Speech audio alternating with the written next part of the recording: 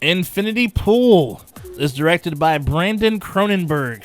Yes, the son of David Cronenberg, and is currently playing in theaters. Dude, the apple doesn't fall far from the tree, as Brandon likes to dabble in sci-fi horror flicks just like his daddy. But they do have their own directing styles and also the way they approach their films, respectively. And boy, Infinity Pool is quite the trip. Speaking of trips, married couple James and M. Foster go vacationing on a trip on this expensive-ass island resort to relax and enjoy themselves. Now, within a few days during their trip, they run into Gabby, who's a fan of James's most recent book he wrote, and Gabby invites the couple to kick it with her and her dude as they hang out for a couple days. And at first, things are pretty well, for the couples as they enjoy each other's company and whatnot. But later on, there's some signs showing that let's just say Gabby's a little different, all right? And James experienced that difference personally. Then, of course, there's always that one fateful day or that one fateful night. In this case, this one night on their way back to the resort, James is driving down a dark-ass road and accidentally hits somebody. They all freak out, of course, but Gabby insists they leave like shit, they were never there. And they do so. The following morning, the cops pick up James and his wife. They accuse him of the accident.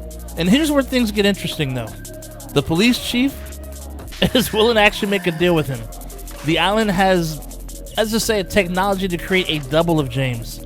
A copy of him, if you will. Or, as they put it, a surrogate. To take his place at trial, to take the hit at the public execution. And this can all be yours if the price is right. Okay, anyways. So naturally, he's going to pull that fucking money out, right? And here's the trippy part. So James, he goes through the process, which definitely didn't seem too pleasant. So the copy is created, and we're good to go. Now, I'm not going to go any further into the story, but let's just say things go off the rails real fast, and all sorts of craziness ensues, dude. I'm talking about all sorts. Now, me personally, I actually did enjoy this one a lot, man. But I will say, like any Cronenberg movie, be it the son or dad, David or Brandon, they're not for everyone. I mean, they're definitely acquired tastes, okay? This movie has a very simplistic storyline from beginning to end, but it's the trip that Brandon takes you on that makes this movie quite the experience and feels more complex than it really is. The cinematography, dude, is the chef's kiss, dude. I mean, from the off-centered close-ups during conversations to these beautiful long shots that show off these amazing backgrounds.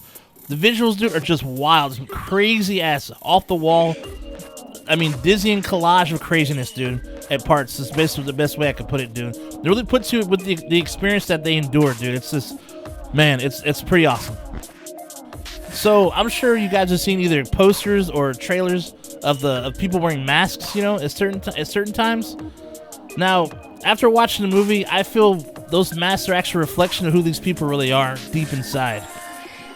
Dude, Mia Goth at this point is horror royalty, dude.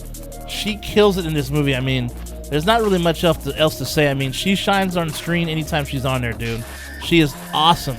Plus, I gotta say, both her and actress Cleopatra Coleman are fine. Oh my God, they're beautiful.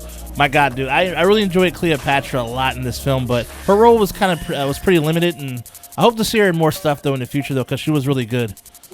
Alexander Skarsgård, he acted his ass off in this movie. I can't really say a great performance. I gotta say great performances, dude. Man, this guy had to wear a couple different hats in this movie. But all in all, I think this movie, at least to me, when it comes down to it, it's about a few things, all right? Number one, rich people have some crazy-ass psychotic ideas for fun. I definitely would never hang out with these fuckers, dude. Two, sometimes when you think you may have it all, then you experience some extreme trauma or just some craziness in your life, dude. Shit will or maybe never be the same, and sometimes you just can't go back to what was once normal.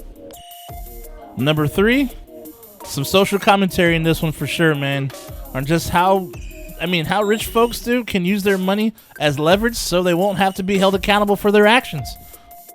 This movie's, it's crazy stuff, man. I mean, I highly recommend you check this out if you enjoy Cronenberg-style movies, okay? I'm going to say that because I don't want you going in there watching and be like, Terry, what the fuck you recommending me for, man?